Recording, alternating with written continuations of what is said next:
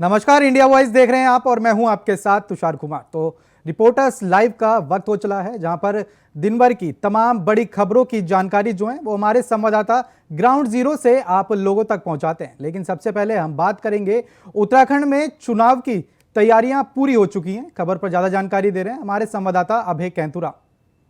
उत्तराखंड में लोकसभा चुनाव के लिए पहले चरण में 19 अप्रैल को मतदान होना है और 19 अप्रैल के लिए अब ये कह सकते हैं कि सिर्फ कुछ ही घंटे यहाँ पर बचे हैं। ऐसे में सियासी दल भी चुनाव को लेकर बड़े उत्साहित नजर आ रहे हैं। मतदान को लेकर जनता से अपील कर रहे हैं कि ज्यादा से ज्यादा मतदान हो और निर्वाचन आयोग भी लगातार प्रयास कर रहा है कि राज्य में इस बार मतदान का प्रतिशत पिछले चुनाव की अपेक्षा बढ़ा हुआ नजर आए। उसके लिए पूरे प्रयास यहाँ पर हो रहे हैं। साथ ही अब सियासी दलों ने अपनी जो एक्टिविटी है, यानी जो सतर्कता है, उसको भी बढ़ाना शुरू कर दिया है, क्योंकि मतदान से पहले की जो रात होती है, जिसे क़यामत की रात कहा जाता है, जिसमें चुनाव को लेकर बहुत सारी चीजें प्रभावित करने वाली होती है, उस पर भी सियासी दल नजर रखे हुए हैं। बीजेपी की तरफ से बाकायदा ऐसी टीमों का गठन यहाँ पर कर लिया गया, जो आज रात पूरी चौकसी यहाँ पर करेगी अपने अपने क्षेत्रों में, ताकि कोई भी चुनाव को प्रभावित करने वाला कार्य यहाँ पर ना हो सके। तो ये समझा जा सकता है कि उत्तराखंड में लोकसभा चुनाव के लिए जो मतदान होना उसकी तैयारियां में हो चुकी है। सियासी दलों ने भी अपनी कमर कस ली है, ताकि किसी भी प्रकार से ये चुनाव बाधित ना हो और शांतिपूर्ण तरीके से चुनाव सुसंपूर्ण हो सके। कैमरामैन अर्जुना साथ अभय कैंतुरा, इंडिया वॉइस। हरिद्वार में 19 अप्रैल को होने वाले मतदान को लेकर पोलिंग पार्टियों के रवाने होने का सिलसिला शुरू हो चुका है। खबर पर ज्यादा जानकारी दे रहे हैं हमारे संवाददाता विकास चौहान। लोकसभा चुनाव 2024 का पहले चरण का मतदान कल होना है और पूरे उत्तराखंड की अगर हम बात करें पांचों सीटों की, तो कल ही पहले चरण में पांचों सीटों का मतदान होगा। अगर हम बात करें, क्योंकि कल ये मतदान होना है और आज जो पोलिंग पार्टियां हैं वो रवानगी आज यहाँ पर शुरू हो गई है। सभी तैयारियाँ यहाँ पर कर ली गई हैं। पोलिंग पार्टियों को जो बैलेट हैं वो दे दिए गए हैं, जो उनकी मशीनें हैं वो यहाँ पर सबूत की गई हैं। सभी तैयारियां लगभग यहाँ पर सभी अपनी अपनी तैयारियां यहाँ पर कर रहे हैं, अपनी मशीनों को चेक कर रहे हैं। अपने पेपर जो उनको दिए गए हैं लगातार वो चेक किए जा रहे हैं। अगर हम बात करें पोलिंग बूथों की, अगर हम हरिद्वार ज़िले में बात करेंगे तो 861 जो पोलिंग स्टेशन यहाँ पर बनाए गए हैं, जिनमें 1714 बूथ हैं। और साथ ही साथ जिस तरह से देख सकते हैं कि पोलिंग पार्टियाँ यहाँ से रवाना होनी शुरू हो गई हैं, जो आज रात अपने अपने केंद्रों में यहाँ पर रुकेंगी और कल सुबह होते ही जो पोलिंग है वो यहाँ पर शुरू हो जाएगी। और हम बात जिस तरह से कर रहे थे, क्योंकि हरिद्वार ज़िले में जिस तरह से 200 के करीब जो संवेदनशील जो बूथ हैं वो रखे गए हैं, जिनकी सुरक्षा के लिए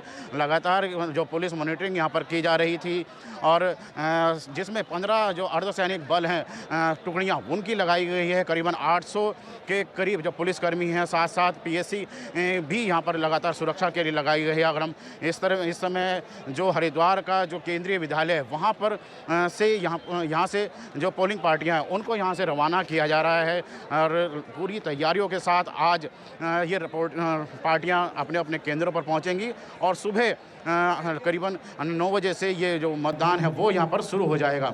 विकास चौहान, इंडिया वॉइस के लिए हरिद्वार। हापुड़ पहुंचे सीएम योगी आदित्यनाथ। खबर पर ज्यादा जानकारी दे रहे हैं हमारे संवाददाता शक्ति ठाकुर। खबर यूपी के हापुड़ से है, जहां आज सुबह के सीएम योगी आदित्यनाथ ने हापुड़ के पिलखवा के रामलीला मैदान में जनसभा को संबोधित किया है। आपको बता दें, गाजियाबाद धौलाना से लोकसभा प्रत्याशी अतुल गर्ग के समर्थन में जनसभा को संबोधित योगी आदित्यनाथ जी ने किया है। और आपको बता दें, जो अतुल गर्ग हैं वो पहले उत्तर प्रदेश सरकार में स्वास्थ्य मंत्री भी रह चुके हैं और इस बार लोकसभा प्रत्याशी बीजेपी ने उन्हें बनाया है। और उनके समर्थन के लिए योगी आदित्यनाथ यहाँ पहुंचे थे और क्षेत्र की तमाम जनता उनको सुनने के लिए पहुंची थी। साथ ही साथ योगी आदित्यनाथ ने बसपा और सपा पर भी निशाना साधा है। अब देखने वाली बात होगी, जो योगी आदित्यनाथ की जनसभा हुई है धौलाना विधानसभा में, ये ठाकुर बाहुल्य क्षेत्र है और कहीं ना कहीं ठाकुरों की नाराजगी लगातार बीजेपी से देखने को मिल रही है। योगी आदित्यनाथ की सभा के बाद धौलाना विधानसभा से कितनी वोट अतुल गर्ग के समर्थन में मिल पाती हैं, यह देखने वाली बात होगी। कैमरामैन संजय कश्यप के साथ इंडिया वॉइस के लिए हापुड़ से शक्ति ठाकुर। बदायूं में पहुंचे उप मुख्यमंत्री ब्रजेश पाठक। खबर पर ज्यादा जानकारी दे रहे हैं हमारे संवाददाता विजय कुमार। बदायूं लोकसभा से बीजेपी के प्रत्याशी बनाए गए दुर्विजय सिंह साक्य के नामांकन के जनसभा को संबोधित करते हुए उत्तर प्रदेश के उप मुख्यमंत्री ब्रजेश पाठक ने सरकार की योजनाएं गिनाई। वहीं ब्रजेश पाठक ने सरकार की योजनाएं गिनाते हुए मंच से उन्होंने कहा कि देश में मोदी की सरकार बनी है और आगे आने वाले समय में जनता देश में मोदी की सरकार फिर से बना रही है। जब से मोदी की सरकार आई है तब से दुश्मन आंख भी नहीं मिला सकता। हमारी सेना ने पाकिस्तान में घुस करके हमला किया है। वहीं यूपीए की सरकार में प्रधानमंत्री कहते थे कि अगर हम डरेंगे नहीं, लेकिन कार्रवाई भी नहीं करते थे। वहीं दुर्विजय सिंह साक्य के नामांकन सभा के संबोधित करने के बाद उप मुख्यमंत्री ने रोड शो भी किया है। रोड शो के बाद दुर्विजय सिंह साक्य ने कलेक्ट्रेट पहुंच करके नामांकन किया।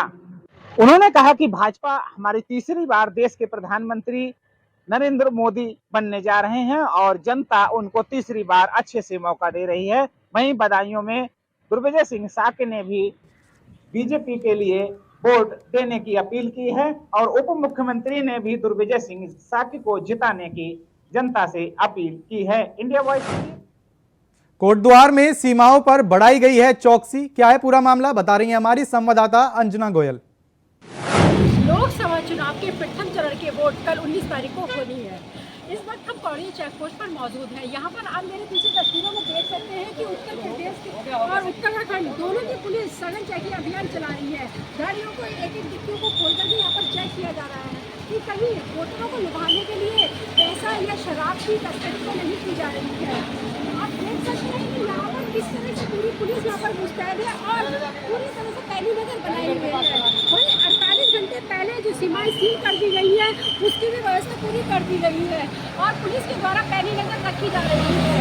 जिस तरह से एक पौड़ी चेक पोस्ट के साथ साथ और भी यहाँ पे कोटद्वार के अंदर घुसने के मार्ग है उनका भी पैनी नजर बनाई जा रही है, क्योंकि पौड़ी गढ़वाल का कोटद्वार उत्तर प्रदेश की सीमा से सटा हुआ होने के कारण यहाँ पर बाहरी लोगों का आना जाना लगातार लगा रहता है, जिसको लेकर के पुलिस के द्वारा पूरी मुस्तैदी बरती जा रही है और चेकिंग अभियान चलाया जा रहा है। कोटद्वार से अंजना गोयल की रिपोर्ट।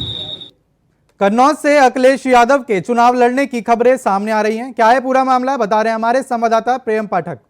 लोकसभा चुनाव 2024 में अभी भी कई ऐसी सीटें हैं जहां पर लेकर राजनीतिक दलों के प्रत्याशियों को लेकर सस्पेंस जो है वो बरकरार है। इसमें कन्नौज की सीट जो है वहां पर अभी सबसे ज्यादा जो सस्पेंस है वो बना हुआ है, क्योंकि इस सीट पर अभी तक समाजवादी पार्टी ने अपने किसी भी कैंडिडेट के नाम की घोषणा जो है वो नहीं की है और माना जा रहा है कि इस सीट पर अखिलेश यादव खुद जो है वो मैदान में उतर सकते हैं। आज उन्होंने कन्नौज में जनसभा करी और इसके अलावा पार्टी कार्यालय पर उन्होंने जो अपने कार्यकर्ता हैं उनके साथ में मुलाकात करी और इसलिए इस बात के कयास लगाए जा रहे हैं कि शायद अखिलेश यादव कन्नौज सीट से जो है वो लोकसभा का चुनाव लड़ सकते हैं। हालांकि इसको लेकर अभी तक कोई आधिकारिक रूप से पुष्टि नहीं की गई है। माना जा रहा है कि जल्दी समाजवादी पार्टी कन्नौज सीट से प्रत्याशी को लेकर अपनी आधिकारिक रूप से जो है पुष्टि कर सकती है, जो खुद अखिलेश यादव हो सकते हैं जो कन्नौज सीट से लोकसभा का चुनाव लड़ेंगे, क्योंकि ये वो सीट है जो पारंपरिक रूप से जो है समाजवादी पार्टी की सीट मानी जाती रही है और सेफ सीट के तौर पर अगर आप देखें तो भी ये सीट जो है कई मायनों में जो है वो समाजवादी पार्टी की फेवर में बनती है और जो समीकरण ऐसे बनते दिखाई दे रहे हैं जिनके मुताबिक ये माना जाना तय है कि अखिलेश यादव इस सीट से चुनाव लड़ सकते हैं। देखना होगा आखिर समाजवादी पार्टी कब तक कन्नौज सीट से अपने प्रत्याशी की घोषणा करती है और आखिर किस नाम पर मोहर लगाती है। कैमरामैन राहुल के साथ प्रियम पाठक, इंडिया वॉइस, लखनऊ। लखनऊ में बीएसपी ने स्टार प्रचारकों की सूची जारी कर दी। खबर पर ज्यादा जानकारी दे रहे हैं हमारे संवाददाता आसिफ बैग।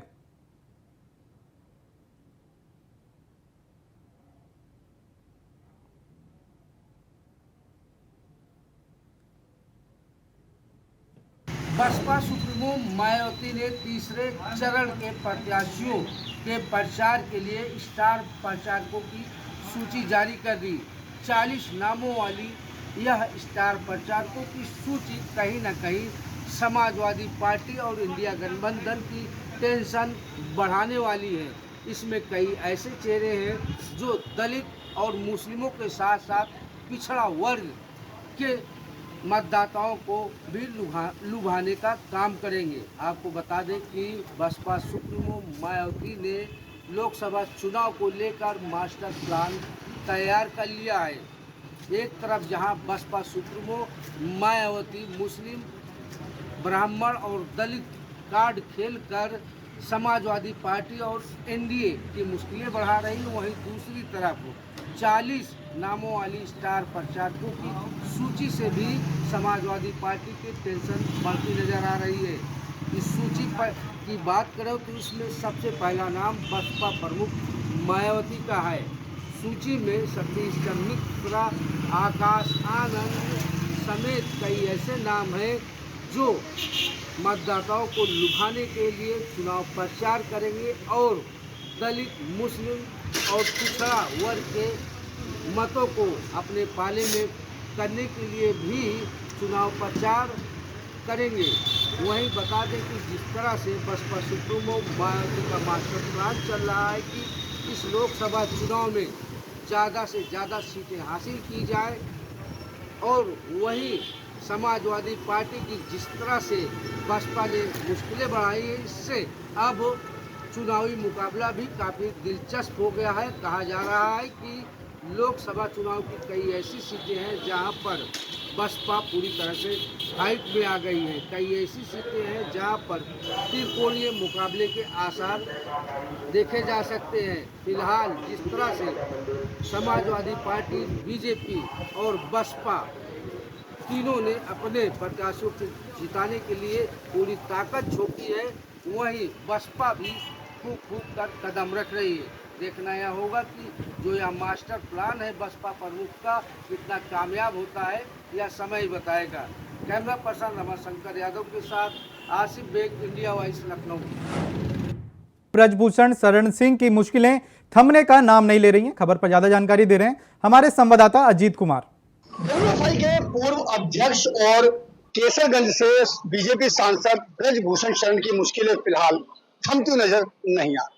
जी आपको बता दें कि कथित यौन शोषण के मामले में दिल्ली के राउज एवेन्यू कोर्ट में आज उनकी पेशी हुई, जिसमें कोर्ट में यौन शोषण को लेकर के तमाम जो सुनवाई है वो की गई और इस सुनवाई के बाद कोर्ट ने आज फैसला सुरक्षित किया और आगामी 26 अप्रैल को फैसला देने की बात कही है।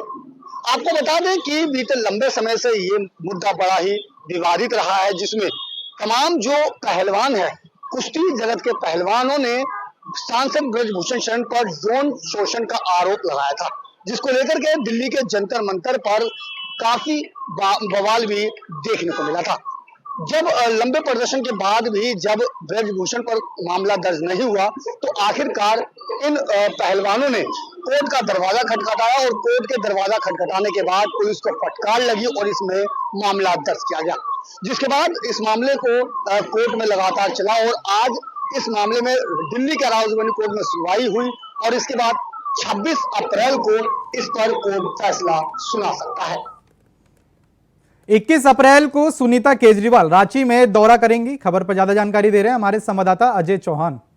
दिल्ली के मुख्यमंत्री अरविंद केजरीवाल की धर्मपत्नी सुनीता केजरीवाल रांची महागठबंधन रैली में भाग लेने जा रही है। बता दें कि जिस तरह से इंडिया अलायंस गठबंधन की ये रांची में संबोधित की जा रही है, वहीं अरविंद केजरीवाल धर्मपत्नी सुनीता केजरीवाल इसको संबोधित करेंगे। बता दें जिस तरह से अरविंद केजरीवाल जेल जाने के बाद सुनीता केजरीवाल लगातार मीडिया में आ रही है और लगातार संबोधित कर रही है, लगातार रैलियां भी संबोधित कर रही है। वहीं आज जिस तरह से बताया जा रहा है कि सुनीता केजरीवाल रांची जाएंगी और एक महागठबंधन को संबोधित करेंगी। अब देखना होगा कि इस रैली से और सुनीता केजरीवाल की बातों से कितना रांची के लोग प्रभावित होते हैं और गठबंधन में क्या क्या कहा जाएगा, क्योंकि लगातार जिस तरह से ईवीएम की बात कर ले या फिर अरविंद केजरीवाल की बात करें, क्योंकि उनको भी यही कहा गया झूठे कि बताया जा रहा है इंडिया अलायंस की दावा है कि 400 पार मोदी सरकार कहती है, लेकिन 400 से नीचे यानी कि 150 सीटों में सिमट जाएगी। लेकिन ऐसे में ये देखना होगा कि आखिरकार अरविंद केजरीवाल की धर्मपत्नी सुनीता केजरीवाल अब राजनीति में भी कदम रख चुकी है, क्योंकि ये शायद उनका चौथा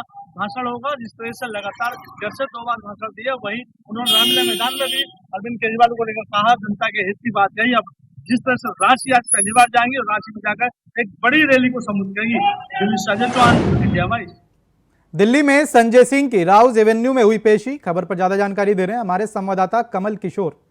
देश में लोकसभा चुनाव को लेकर सरगर्मी बढ़ी हुई है। इसी बीच आम आदमी पार्टी के राज्यसभा सांसद संजय सिंह ने देश के संविधान और आरक्षण को लेकर सीधा प्रधानमंत्री नरेंद्र मोदी और उसकी सरकार पर हमला बोला है। संजय सिंह ने एक प्रेस कॉन्फ्रेंस में आशंका जताते हुए कहा है कि अगर इस बार नरेंद्र मोदी की सरकार बन गई तो पूरे देश में संविधान के बदल देंगे और आरक्षण को ख़त्म कर देंगे। आप सांसद संजय सिंह ने कहा कि जब पूरे देश में लोगों के मन में इस बात की आशंका उत्पन्न हो रही है तो तमाम राजनीतिक दलों के नेताओं और कार्यकर्ताओं के मन में भी ये बात लगातार उठ रही होगी।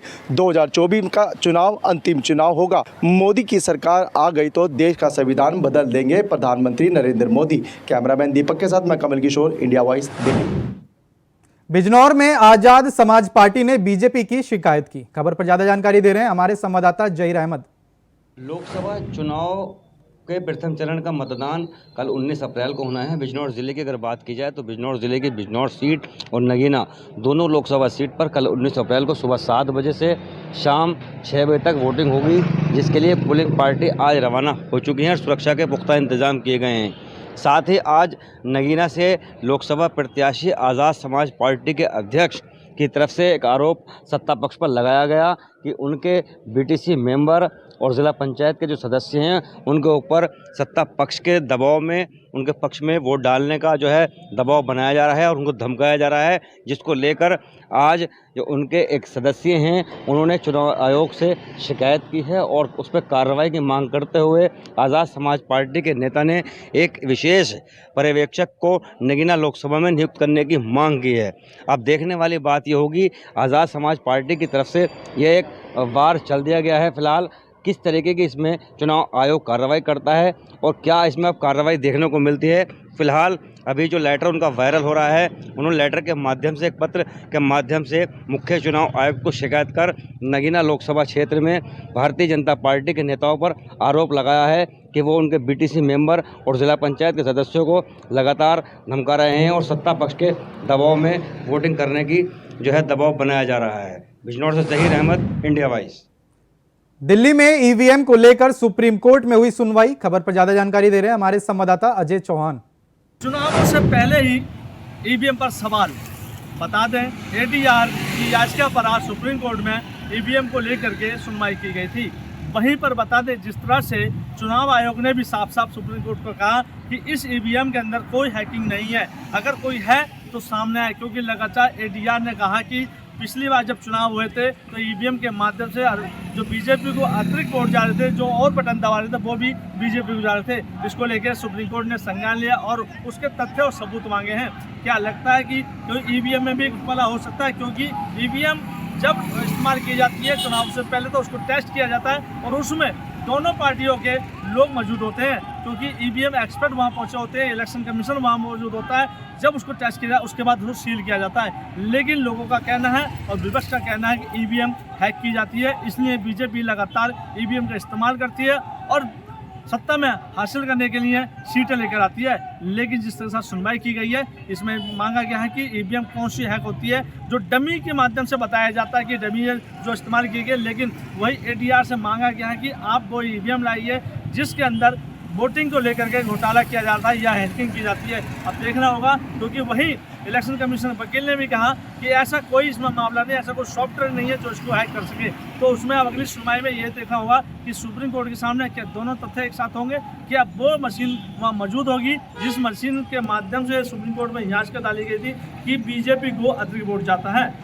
अजय चौहान। अमेठी में केंद्रीय मंत्री स्मृति ईरानी के घर पहुंचे विकास अग्रहरि। खबर पर ज्यादा जानकारी दे रहे हैं हमारे संवाददाता संजय यादव। लोकसभा चुनाव 2024 का समय जैसे जैसे नजदीक आ रहा है वैसे वैसे सियासी सरगर्मियां तेज होती जा रही हैं।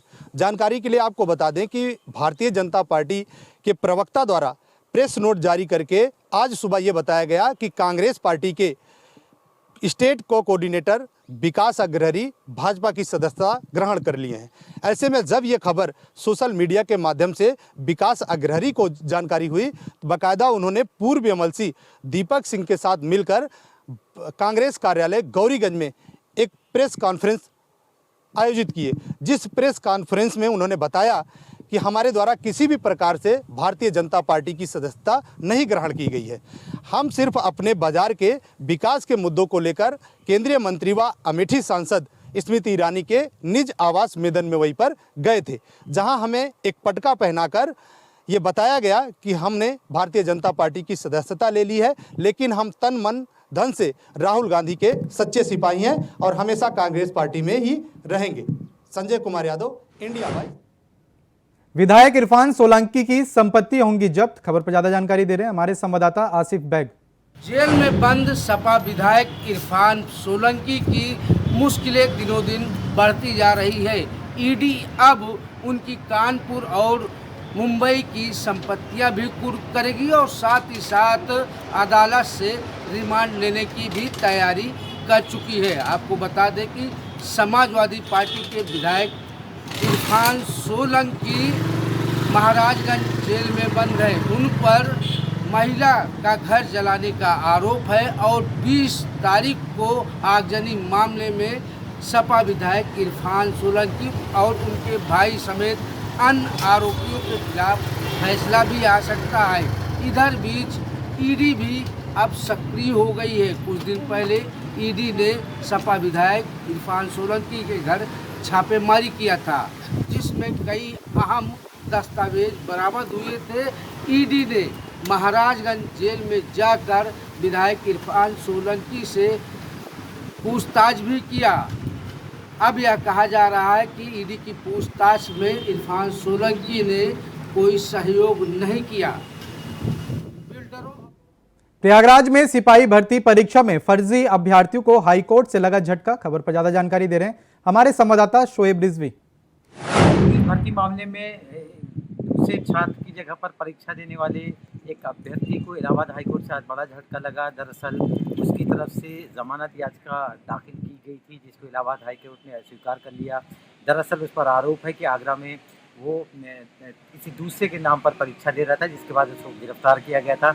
19 तारीख से वो फिलहाल जेल में है और उसी को लेकर के उसकी तरफ से याचिका दाखिल की गई थी, जिसमें उसकी तरफ से ये तर्क दिया गया था कि वो गलत तरीके से उसे फंसाया गया है। लेकिन कोर्ट में जो सरकार की तरफ से पक्ष रखने वाले वकील हैं, उनकी तरफ से कहा गया है कि इसके खिलाफ काफ़ी साक्ष्य हैं और ये दूसरे अभ्यर्थी के नाम का इस्तेमाल करते हुए परीक्षा दे रहा था। इस तरह के गंभीर आरोप में इसे जेल भेजा गया है और इसकी केस की गंभीरता को देखते हुए इसको ज़मानत नहीं दी जाए और कोर्ट ने यही बात मानी और फिलहाल उसको ज़मानत नहीं दी गई। तो कह सकते हैं कि पुलिस भर्ती मामले में एक और अभ्यर्थी को फिलहाल बड़ा झटका लगा है और उसको फिलहाल ज़मानत नहीं दी गई। अब देखना ये होगा कि आने वाले दिनों में उसके लिए और कितनी मुश्किलें आती हैं, क्योंकि कोर्ट ऐसे मामले में सख्त रुख क्या कर रहा है। फिलहाल के लिए रिपोर्टर लाइव में इतना ही। देश और दुनिया की तमाम बड़ी खबरों को जानने के लिए बने रहें इंडिया वॉइस।